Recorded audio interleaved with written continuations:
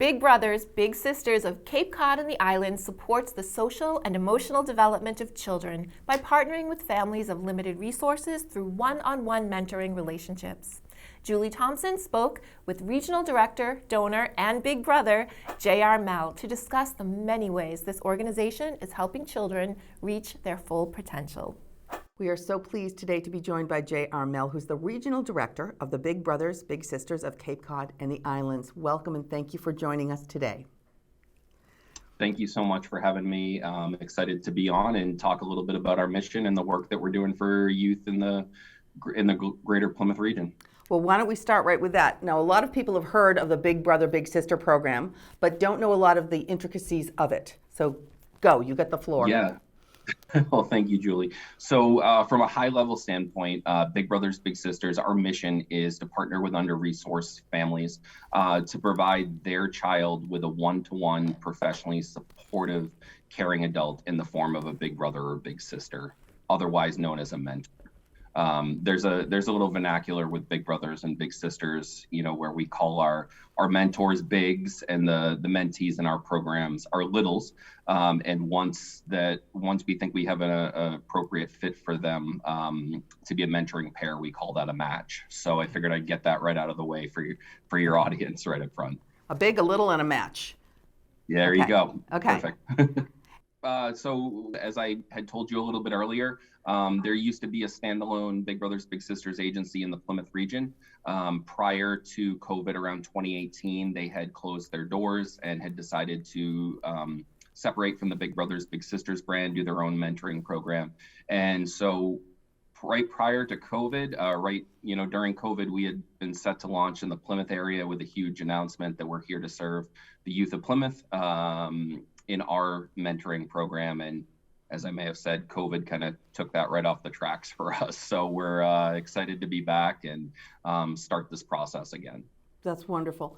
Now, your typical littles that comes into your program, whether it's a girl or a boy, what is the typical age and what are their circumstances? Is it a one-parent home or is there any typical circumstance? I'm very interested to hear this. Yeah, no, that's a great question. So we enroll children in our program between that age range of 7 and 12. For girls, we'll sometimes go up to 13 or 14 simply due to the number of female volunteers we have coming through our program. Once they're matched with a mentor, they can stay in our program up until the age of 18. They graduate high school, or in some instances, we do have some kids who are still matched during their first or second year of college. Every case is case by case, to be honest. And as long as they need the support of our agency for their mentoring and friendship, we're happy to keep their match open for as long as it makes sense. Okay, so they could go on beyond college if the two decided they wanted to keep in touch over the years. That's totally appropriate. Absolutely. We ask everyone for a minimum of a 1-year commitment. So we ask our parents and guardians, the youth in our program, and the volunteers for a minimum of 1 year. Although to your point, some of our friendships actually last a lifetime. Right. We had a really interesting story of a big and a little who the big was 21 when he was matched with his little was 11. They're now in their 80s and 60s and are still connected, which is an amazing story to see that that's connection. crazy. How long has the Big Brother Big Sister globally been around? Yeah, so we nationally we were formed in 1901 at the turn of the century, actually in Philadelphia. In New York. And really we've evolved over the years, and currently there's about 270 affiliates worldwide, and we're one of those 270 affiliates doing work around our region. Now, what is the ratio of boys to girls that are littles that need a big brother or sister? That's a great question, and that's part of the reason that I'm on talking to you today. Our program really tends to see its biggest need be the boys being referred to our program. So for every 1 girl that's referred to our program, about 4 boys are referred to our program. Wow. 4 to 1 ratio. It is, and on the other side of things, for every one male volunteer who signs up, we have about 4 to 5 female volunteers who sign up. So we're left with this natural imbalance that we as an agency are working to correct that, and meet that natural need that's out there for boys seeking our services. Right. And do you have a wide net and age range of what boys can be big brothers? I mean, can you be as young as 18 or? You can, absolutely. So the minimum age is 18. Okay. And like I said, we ask all of our volunteers to commit to a minimum of a year. Yeah. And one of the biggest misconceptions that we hear from a lot of our base is that people think they're too old to be a big brother or a big sister. Yeah. It's furthest from the truth. Our oldest volunteer right now is in his 80s. He was matched when he was 81. He's a big brother on Martha's Vineyard. And as long as you have that desire, you have that interest in helping us make a difference in the life of a child, we welcome you to reach out to us. Right. So when you are a big brother or a big sister and you have a minimum year, I assume people usually last longer than a year in these relationships? Clearly they do. So you want consistency. Yeah, absolutely. So we ask during that year, because if you ask anyone to do something for a year, you're like, wow, that's an overwhelming amount of time. But the reality is it's twice a month, for a few hours each time. So every other week, we ask you to see your little. We ask you to do the activities you'd enjoy doing anyways. There's a lot of behind the scenes that go into our program model to ensure that, we are pairing you up with a child with similar likes and interests.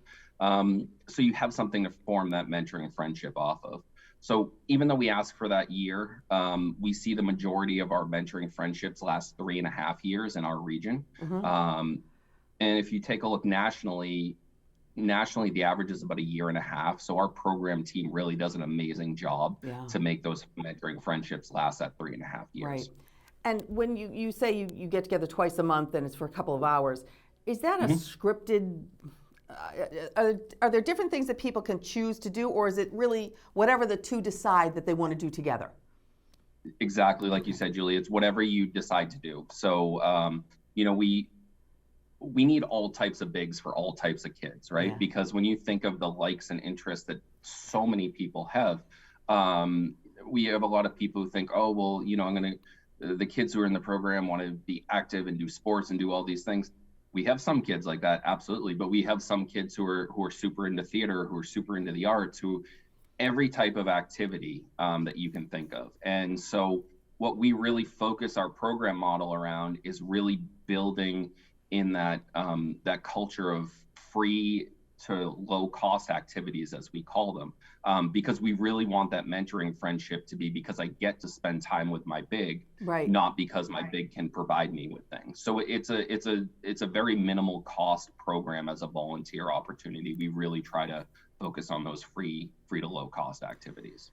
And a question I had that someone actually asked me when they found out I was going to interview you is, are any of these kids, do these kids come from troubled homes? I mean, how do you circle that square if you have a kid that is matched but needs further services, not just a big brother or big sister? How do you handle that? That's a great question. So we find that out in the enrollment process. Every single parent or guardian or referrer who sends us a kid, we do an in-depth interview with that child and the child's guardian to understand the needs, the dynamics within the household. Mm-hmm. There are a lot of kids who will not find success in our model simply because their needs are too great for our program to meet. In that case, we'll refer them out to other agencies that are better equipped to meet their needs. The other thing that we look at, and there's no one typical kid who fits our program model. The reality is there has to be some type of a need within that program, within our within that family, so that we're able to meet that need. A lot of our kids, though not all of them, come from single parent households.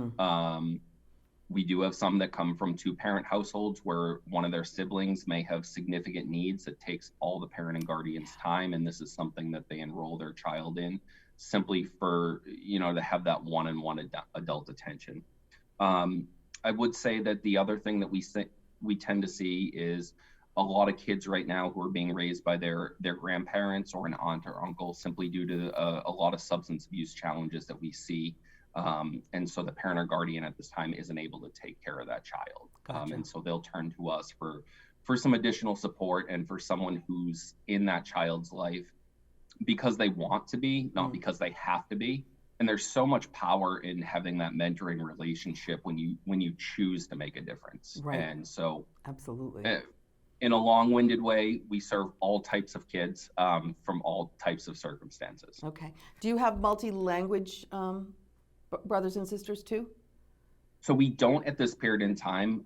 We are looking at building into, we see a huge need from the Portuguese-speaking population. Yes. And so we are attempting to build in some language access to our program so we are able to serve all types of families. Okay, there's 1,000 questions I could ask you, but I think it's important that we find out how you get funded. I noticed on your website you have garden parties, bowling, and lots of golf outings.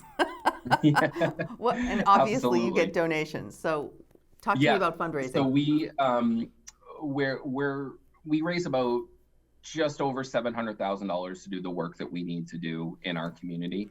96% of our funding comes from individuals and donors who believe in the work of our mission. Very little of our funding comes from the state. We are fortunate enough to get a small line item through Mass Mentoring Partnerships that helps to do the work that we need to do in our communities. That being said, you saw our website. There are a lot of in-person fundraisers you can come to. There is a lot of golf and a large fishing tournament that we do on the Cape. But at the end of the day, the majority of it is from individual donors. And my last question is, do you ever have a big get-together post-COVID with the littles and the bigs all together in a big party-type atmosphere? We do. So twice a year, we bring all of our bigs and littles together.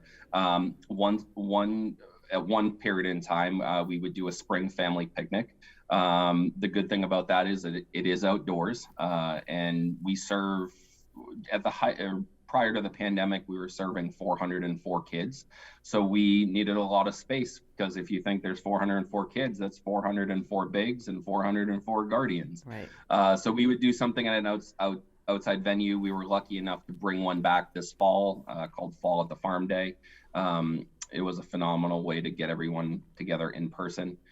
Prior to COVID, we would also do an in-person holiday party, usually surrounded bowling because it was cold at that type of year, or some large indoor space. We hope to be back to that in the future. That's wonderful. Well, what can I say? What you're doing is just so wonderful, and it's impacts so many lives. And my very last question is, how many people that were littles end up being big brothers and big sisters? So that's a great question. And I'd say a handful every year. We get tagged in a social media post. As you can imagine, paper records we were formed in the 70s. Yeah. The 80s and 90s was a lot of paper.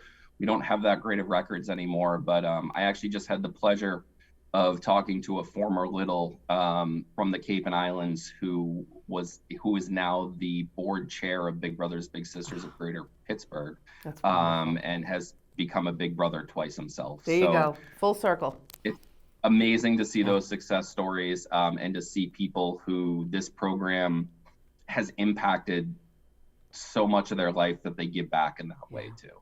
Well, bless you. This is wonderful. We'll put all the information for how to contact you on our screen.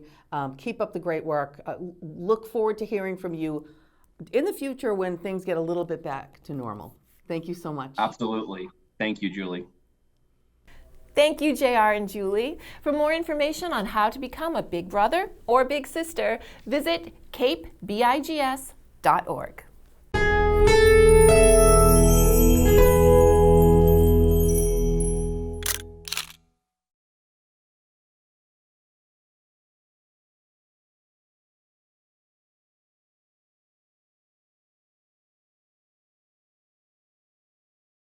If you've enjoyed this video by The Local Scene, please give it a thumbs up and hit the subscribe button.